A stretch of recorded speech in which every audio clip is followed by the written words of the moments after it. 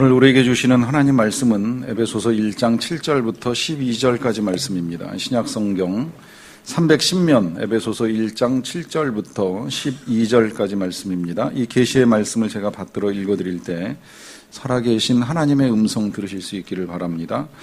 우리는 그리스도 안에서 그의 은혜의 풍성함을 따라 그의 피로 말미암아 속량 곧 죄 사함을 받았느니라. 이는 그가 모든 지혜와 총명을 우리에게 넘치게 하사 그 뜻의 비밀을 우리에게 알리신 것이요 그의 기뻐하심을 따라 그리스도 안에서 때가 찬 경륜을 위하여 예정하신 것이니 하늘에 있는 것이나 땅에 있는 것이 다 그리스도 안에서 통일되게 하려 하심이라. 모든 일을 그의 뜻의 결정대로 일하시는 이의 계획을 따라 우리가 예정을 입어 그 안에서 기업이 되었으니 이는 우리가 그리스도 안에서 전부터 바라던 그의 영광의 찬송이 되게 하려 하심이라. 아멘. 성탄절이 지나고 또 새해를 맞이하면서 우리나라에서는 사면이라고 하는 것이 진행되는 뉴스를 보는 일이 있었습니다. 사면은 아시겠지만 감옥에 있는 사람이 원래 형기를 다 채우지 않고 이제 중간에 특사로 풀려나는 일입니다. 경험해보지 않았지만 생각해보면 그런 일을 겪은 사람 입장에서는 굉장히 감사할 일이 될 것이라고 여겨집니다. 원래 살아야 되는 형기가 길고 남아있는 시간이 많은데 어느 날 갑자기 대통령의 영으로 의하여서든 무엇에 의하여서든 이제 그 모든 형량을 중단시키고 갑자기 감옥에서 나올 수 있게 된다고 하면 누구라도 그것을 마다하고 나는 내 형기를 채우겠소, 난 여기 더 있겠소라고 이제 말할 사람은 없으리라고 생각이 돼요. 아주 정말 가끔 자신의 죄에 따라 형량이 가볍다 이렇게 생각해서 정말 미친 척하고 더 있겠다고 하는 사람이 아니라면 누구라도 자신의 그 모든 잘못에 대한 형량이 중단이 되고 속히 풀려날 수 있다는 사실에 대해서 아주 감사할 것이다 하는 생각을 하게 됩니다. 꼭 그 정도 아니더라도 일단 구속되어서 재판 중이지만 또 재판 중에라도 구속 상태에서 풀려나는 일이 있거나 하면 이제 그 일도 본인에게는 유익한 일이 될 것이라고 생각을 합니다. 그런 경우에 그냥 쉬운 표현으로는 우리가 이제 감사할 수 있다 이렇게 생각을 하게 되는데 지금 이제 우리가 계속 새해부터 읽어나가고 있는 이 에베소서의 저자인 사도 바울은 시작과 함께 찬송하리로다라고 하는 이 말씀을 통해서 우리가 노래하고 감사할 것에 대해서 분명하게 말씀하시는데 그에게 있어서 그가 감사하고 찬송할 만한 일이 이제 그런 일로 인하여서가 아니라는 것이 너무 분명하게 우린 지난 시간에 듣는 일이 있었습니다. 그야말로 그가 감옥에 있습니다. 감옥 밖에 있는 성도들과 신실한 사람들에게 편지합니다. 편지를 받는 사람들에게 노래하자고 하는 건 그가 이제 사면될 것이라고 하는 통보를 받은 것이 아닙니다. 또 그 옛날 베드로가 감옥에서 밤새 기도하고 또 베드로를 기다리던 교회가 기도하던 중에 감옥문이 열리고 천사가 그를 내보내줘서 나올 수 있게 된 그런 상황이 아닙니다. 아무것도 이 감옥 당국으로부터는 들은 바 소식이 없습니다. 그럼에도 불구하고 그가 노래를 하자는 건 그가 무슨 병동에 갇혀 있는 정신병자도 아니고 또 나이가 들어서 분별력이 떨어진 치매 환자도 아닙니다. 생각 없이 그냥 자신의 상황을 이해하지 못하고 우리 노래나 해볼까? 찬송 한번 불러볼까? 이렇게 지금 외치는 것이 절대 아닙니다.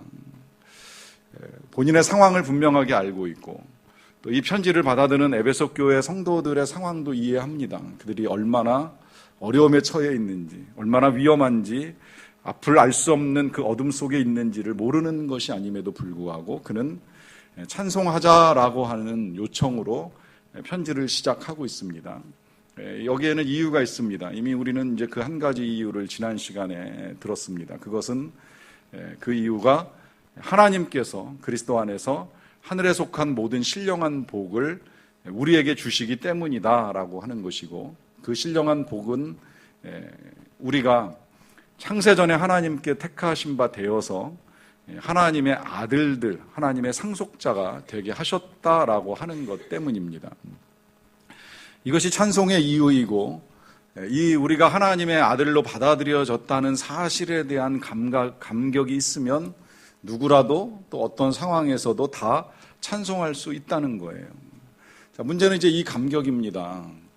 우리가 하나님의 아들들로 받아들여졌다. 사실 저는 그것을 여러분들에게 정말 잘 이제 전하고 싶은 마음이 있어서 설교를 준비하면서 이런저런 고민 끝에 이제 예를 찾고 그 예 가운데 한 가지 들었던 것이 재벌의 아들로 재벌의 사이로 받아들여진다. 이제 이런 예를 가지고 말씀을 드렸어요.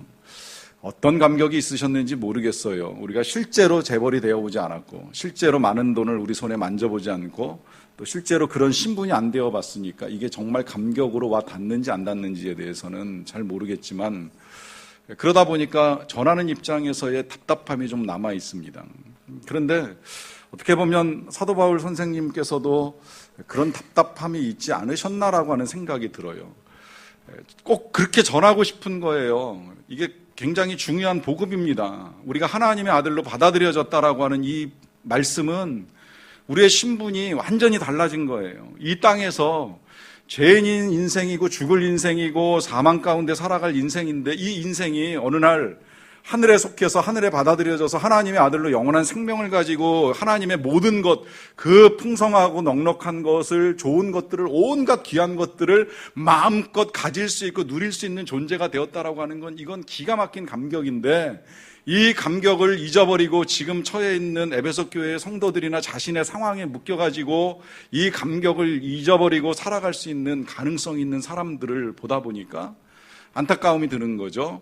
그래서 편지를 쓰면서 잘 생각해봐라. 우리가 하나님의 아들들인데 이게 얼마나 귀한 것인데 라고 말하다가 그 답답함을 견디지 못해서 저는 사도 바울 선생님이 오늘 이 7절을 이어나가는 거 아닌가라고 하는 생각을 하게 되는 겁니다. 이 7절은 또 다른 복이라고도 할 수 있는데 그 복은 이제 오늘 예수 그리스도 안에서 하나님이 우리에게 주신 은혜라고 할 수 있겠는데요. 그 은혜를 7절에서 이렇게 가르쳐 줍니다. 우리는 그리스도 안에서 그의 은혜의 풍성함을 따라서 그의 피로 말미암아 속량 곧 죄사함을 받았느니라 하는 말씀입니다. 한마디로 말씀드리면 오늘 설교의 제목인데 우리가 받은 복, 우리가 찬송해야 되는 이유의 또 한 가지는 죄사함 받았기 때문이다라고 하는 것입니다. 요약해서 그냥 찬송하리로다, 죄사함 받았느니라, 이것만이라도 좀 여러분들이 잊지 않고 꼭 기억하셨으면 좋겠습니다. 왜냐하면 이것이 우리에게 있어서 너무나 중요한 일이기 때문입니다.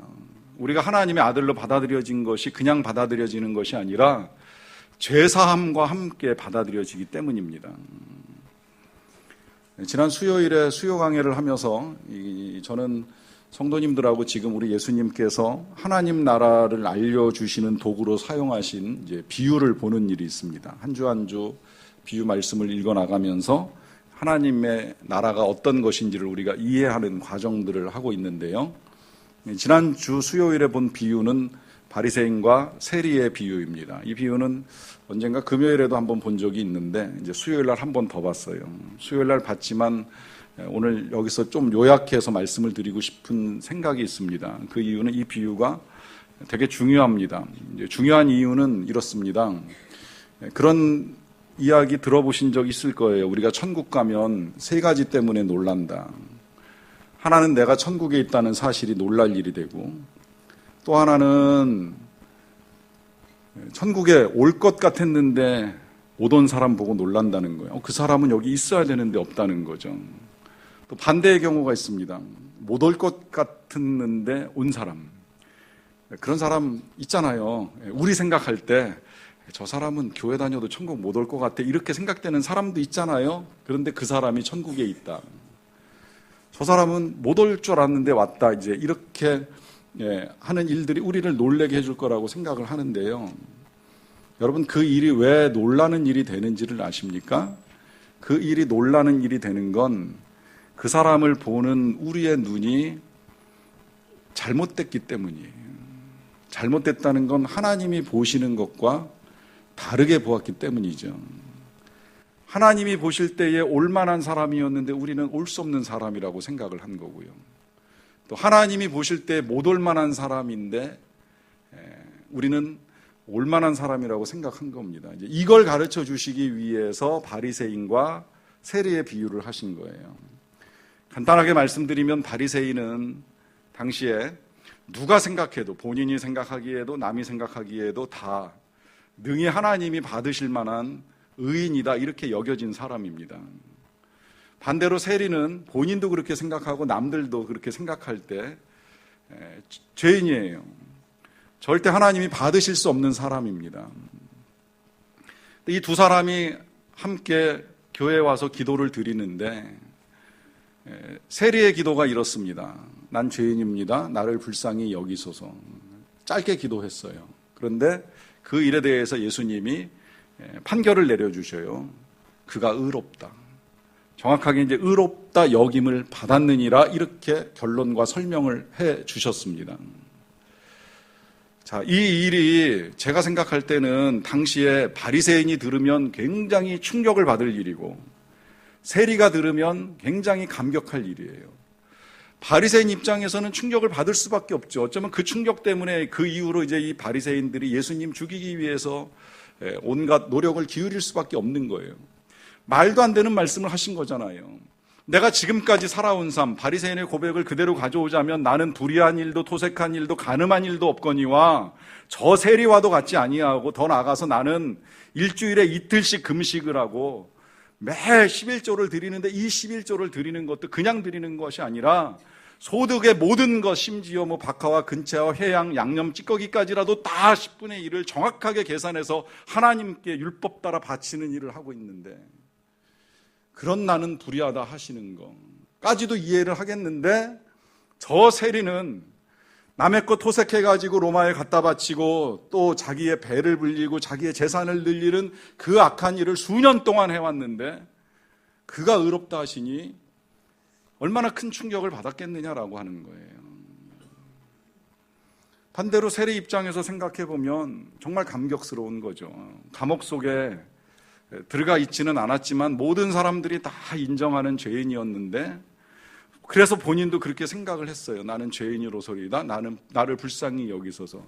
한 번도 누구에게 의롭다, 거룩하다 얘기를 들어본 적이 없는 이 죄인 세리가 그날 예수님이 그 비유 끝에 너를 하나님이 의롭다고 여기신다 하는 이 말씀 들었을 때의 감격, 얼마나 크겠느냐라고 하는 생각을 해보는 겁니다.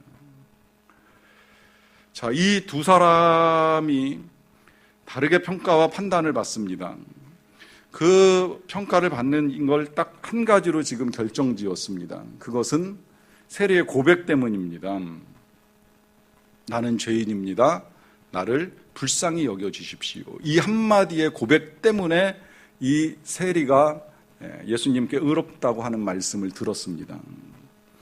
자, 이렇게 생각해 보면 되게 쉬운 거예요. 여러분, 하나님의 나라 들어가는 거 어렵게 생각하지 마세요. 쉽게 생각하셔도 돼요. 그건 그 고백만 하실 수 있으면 돼요. 나는 죄인입니다. 날 좀 불쌍히 여겨주세요. 이 고백 말고 더 필요한 거 없어요. 다른 거 다 안 하셔도 돼요. 오히려 정말 내가 가는 게 당연하고 마땅하지, 그 이유는 뭐 내가 모태신앙으로 태어났지, 교회 열심히 다녔지, 봉사했지, 기도하지, 정말 웬만한 것 빠지지 않고 다 하지, 거기다 구제하지, 11조하지, 뭐 헌금하지, 뭐 이거 저거 다 가지고 내가 안 간다는 거는 절대 있을 수 없는 일이야 라고 생각하면, 아, 나도 바리새인이구나 이렇게 생각하시면 틀리지 않아요. 다 안 하셔도 돼요. 한마디 고백이면 됩니다. 하나님, 저는 죄인입니다. 저를 불쌍히 여겨주십시오. 이 고백이면 충분합니다. 그런데 이 고백이면 충분하다고 해도 사실 이 고백이 충분하다는 말씀을 받아들이는 게 우리 안에 조금 어려움이 여전히 남아 있어요. 그 이유는 이제 여러 가지예요. 그 중에 하나 굳이 꼽으라면, 그러면 그냥 맘대로 살다가 진짜 언제 한순간 그 고백만 하면 되겠네. 진짜 강도 십자가 옆에서 죽기 직전에 예수님한테 날 불쌍히 여기시고 천국에 받아주세요 한마디 했던 그 강도처럼 하고 싶은 대로 마음껏 하다가 죄 짓고 살다가 그냥 나중에 그렇게만 말씀드리면 되겠네라고 하는 생각을 가지실 수 있을지 모르겠는데요. 여러분, 이 고백이 우리에게 있어서 쉬운 고백인 건 틀림이 없지만, 그러나 이 고백이 우리에게 있어서 쉬운 고백이기 이전에 하나님께 있어서 이게 쉽게 진행된 일이 절대 아니라고 하는 것입니다. 우리는 쉬워졌어요. 우리는 쉽게 고백할 수만 있으면 돼요. 그러나 그 고백이 쉬워지기 위해서 하나님이 그냥 쉬운 방식을 결정하고 그 쉬운 방식대로 일이 진행되도록 만드신 건 절대 아니라는 거예요. 우리를 너무나 사랑하셔서 우리에게 쉬운 길을 열어주신 것이지, 하나님은 이 쉬운 길을 열어주시기 위해서 얼마나 어려운 일을 치르셨는지를 우리가 절대 잊어서는 아니 됩니다. 그 이유는 모든 죄에는 형량이 따르기 때문입니다.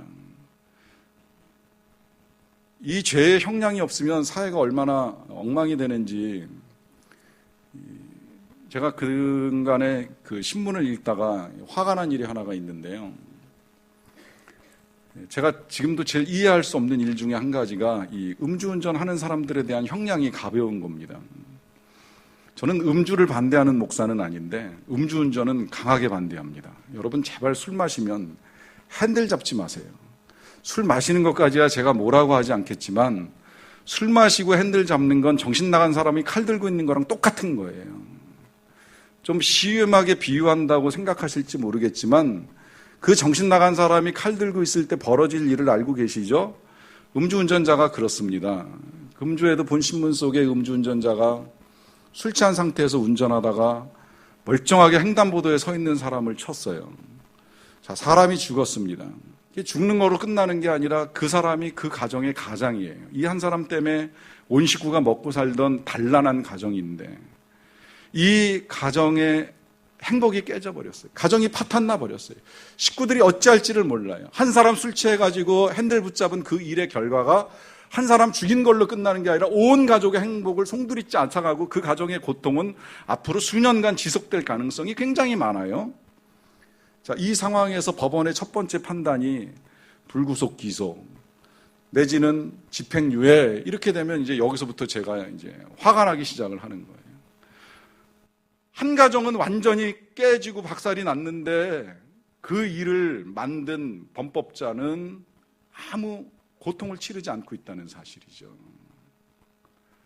이런 마음을 갖는 이유를 여러분들이 이해하시리라고 생각을 합니다. 그 이유는 뭐냐면 죄는 형량이 있어야 그게 공정하다고 생각을 하는 겁니다. 그걸 우리가 보통 이제 정인이 공인이 이렇게 이야기하는 거예요. 만약에 죄를 지은 게 큰데 그 죄에 합당하게 형량이 주어지지 아니하면 요새는 진짜 뭐 어떤 방식으로든 뭐 판사가 잘못됐다, 판사가 제정신이 아니다라고 하는 이야기를 통해서라도 우리의 불의한 마음, 우리가 그 불의함을 받아들이지 못한 우리의 생각을 털어놓는 일들이 있습니다. 이 이유는 뭐냐면 기본적으로 죄는 삭시 따라야 된다는 거예요. 잘못을 했으면 벌을 받아야 된다는 거예요. 그게 맞다고 우리가 생각하는 양심을 하나님이 우리의 마음에 주셨기 때문입니다. 그런데 이제 문제는 뭐냐면 뭐 사회에서야 우리의 잘못에 대한 판단을 판사가 알아서 할 일이라고 생각을 합니다만은 하나님과 우리 사이에 있어서의 문제는 세상에서 보는 시각과 많이 다릅니다. 그 다른 것 중에 한 가지가 뭐냐면 우리는 요만큼 죄 지었으면 뭐 1년, 뭐 큰 죄 지었으면 5년, 10년 내지는 뭐 정말 헤어나올 수 없는 죄면 뭐 무기징역이든 사형이든 이렇게 생각을 하는데 하나님은 모든 죄의 삭은 사망으로 규정을 지으셨어요. 이게 어떻게 보면 우리가 받아들이기가 좀 힘든 이제 명제가 될 수도 있어요.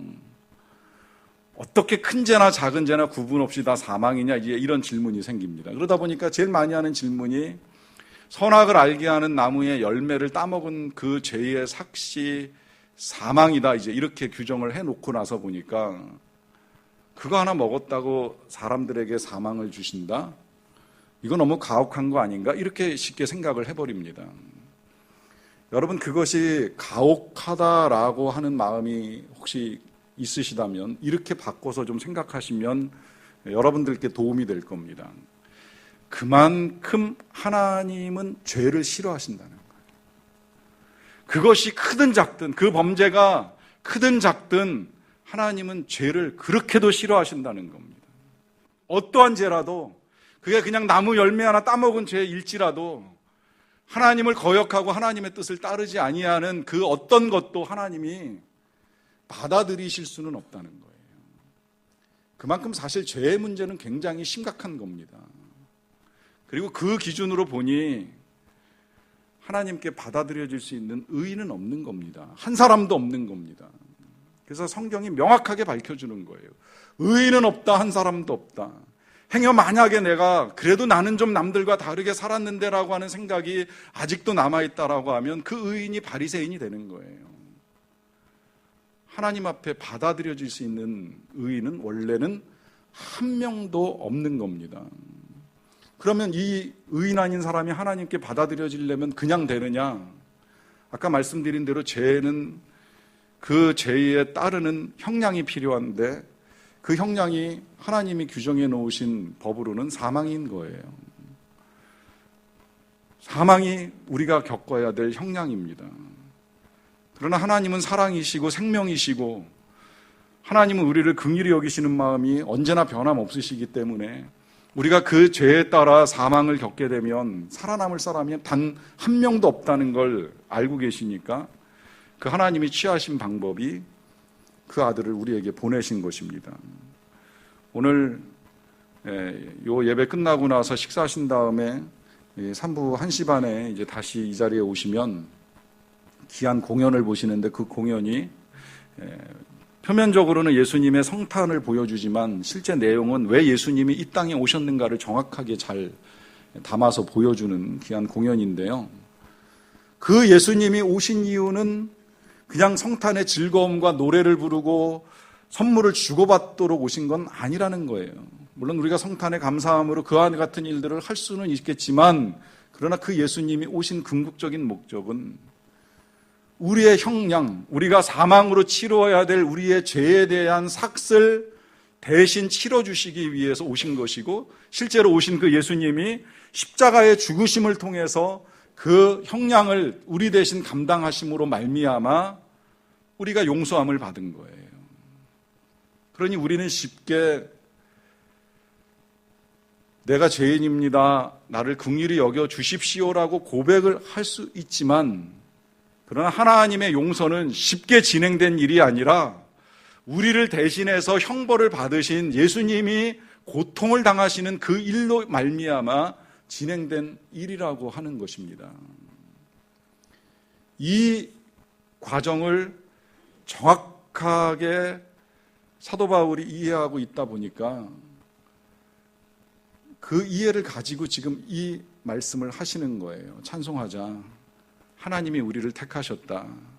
그런데 하나님이 우리를 택하셔서 아들을 삼으신 건 그냥 된 일이 아니라 예수 그리스도로 말미암아 된 일이고 그 예수 그리스도로 말미암아 우리의 죄가 속량되고 우리는 죄사함을 받았느니라 라고 하는 말씀을 하시는 겁니다. 자, 이 말씀 찬송하리로다 죄사함을 받았느니라 라고 하는 이 말씀을 여러분들이 꼭 기억하시기를 부탁드리는 이유가 있어요. 그것은 정말 우리 안에 이 일에 대한 분명한 생각만 있으면 우리의 삶이 얼마든지 달라질 수 있기 때문입니다. 사실 오늘도 제가 이 말씀을 전하면서 답답함을 이제 느끼는 건 뭐냐면 우리 안에 이 상속자로서 누릴 수 있는 경험을 해본 적도 없지만 또 제사함의 감격을 누려본 경험이 여기 대부분의 분들이 없으시리라고 생각을 해요. 감옥에 들어가 본 적도 거의 없으실 것이고 들어가서 원래 채워야 되는 긴 형기를 중단하고 이 풀려난 이제 이런 경험이 우리 안에 별로 없잖아요. 거의 없으시잖아요. 한 20년, 30년 진짜 형 받았다가 하루아침에 사면 그러고 이제 나오면 내 죄가 사함 받았구나, 내지는 뭐 정말 내 억울함이 풀렸구나 이제 이러면서 그 자유함을 우리가 누릴 수 있는데 우리 그러기가 되게 어렵습니다. 우리가 사실은 지금 오늘날의 사회에서는 워낙 죄에 대한 우리의 인식이 무뎌지다 보니까 우리의 잘못으로 인해서 왜 이제 제일 많이 받는 형벌 중에 하나가 범칙금 받는 거잖아요. 뭐 딱지 떼는 거, 교통 신호 위반하거나 속도 위반해가지고 딱지 떼면 이게 모르겠어요. 제 양심도 무뎌져가지고 잘못했다는 생각보다 재수 없었다는 생각이 먼저 드는 거예요. 남들 다 하는데 재수없이 걸렸네 이런 생각이 들 정도로 우리가 죄에 대해서 무감각해지다 보니까 이 사면에 대한 은혜가 얼마나 큰지를 몰라요.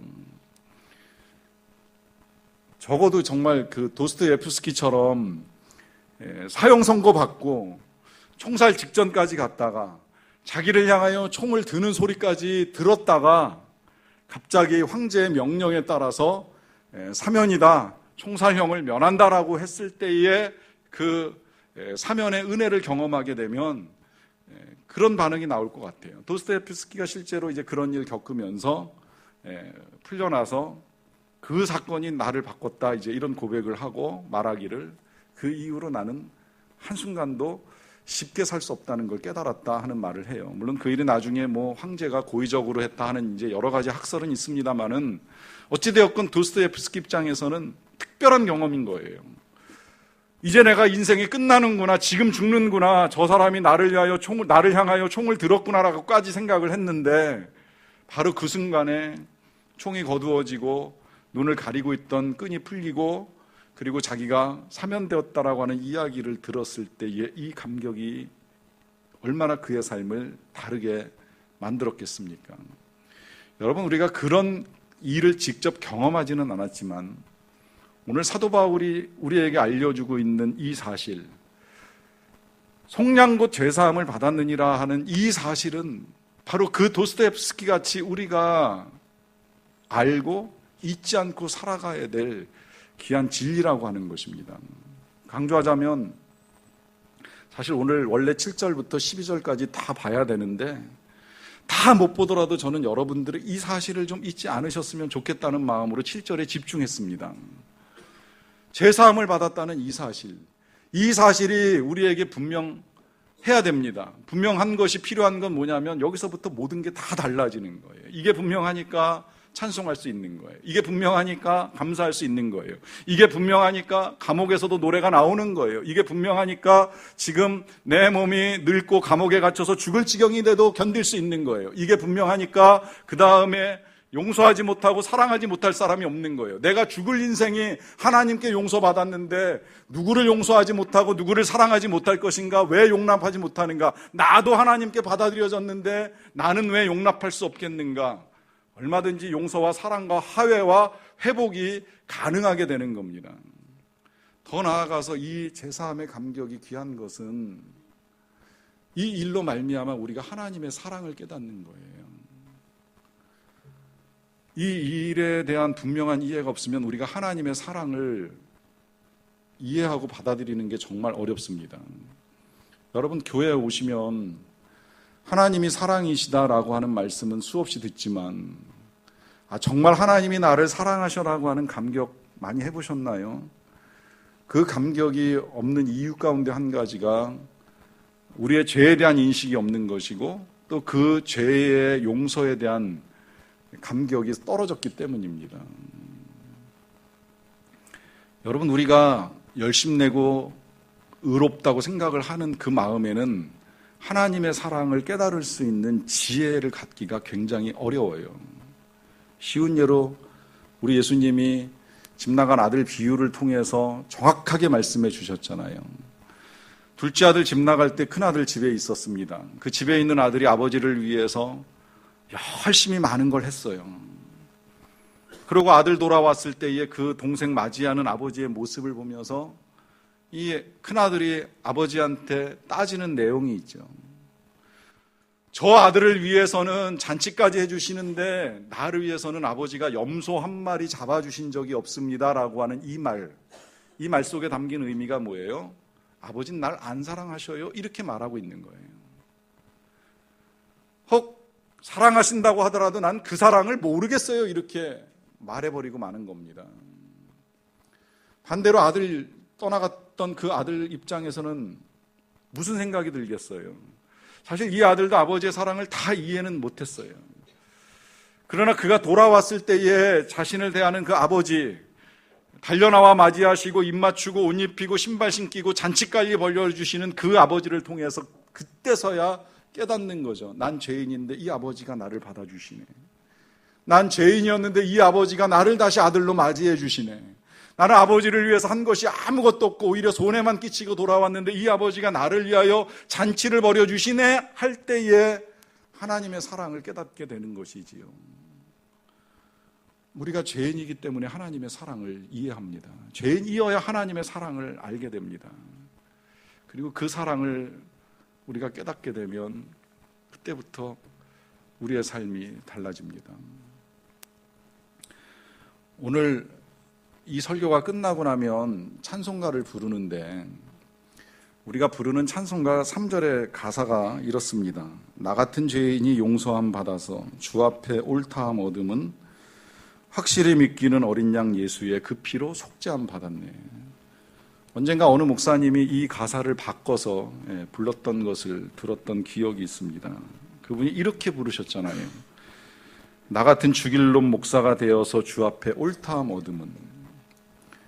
자, 이 가사, 그 목사님이 죽을 만한 죄인은 아니라고 저도 생각을 합니다만 그 목사님이 그 찬송가를 그렇게 바꿔서 부르면서 본인의 믿음을 고백하는 이유가 어디 있겠습니까? 하나님의 사랑을 잊지 않고자 하는 열망 때문입니다. 나 같은 죽일 놈을 살리신 하나님, 나 같은 죄인을 살리신 하나님, 그 죄사함을 받은 저와 여러분들이 늘 주님께 감사하고 찬송하시기를 바랍니다. 기도하겠습니다.